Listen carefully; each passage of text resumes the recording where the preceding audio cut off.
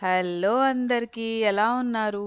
ఈరోజు నేను మీకు కారం దోస రెసిపీ చూపిస్తాను. చాలా సింపుల్.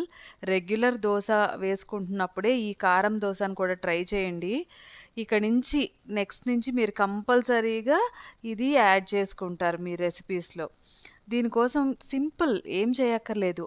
ఆనియన్స్, ఎండుమిరపకాయలు, ఉప్పు, పసుపు, వెల్లుల్లిపాయలు, జీలకర్ర మెత్తగా పేస్ట్ చేసి దోస వేసుకొని దానిపైన చక్కగా దాన్ని స్ప్రెడ్ చేసేసుకోండి.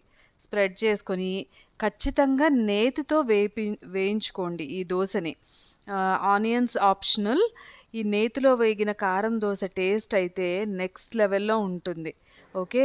మీరందరూ కూడా తప్పకుండా ట్రై చేయండి. దోసల్లో ఎన్ని వెరైటీస్ ఉన్నా వాటి టేస్ట్ ఒక్కొక్కటి ఒక్కొక్క రకంగా ఉంటుంది. అది కూడా అందరికీ నచ్చేలాగా ఉంటుంది. పల్లీ చట్నీతో వేడి వేడి దోసలు రెడీ. లైక్,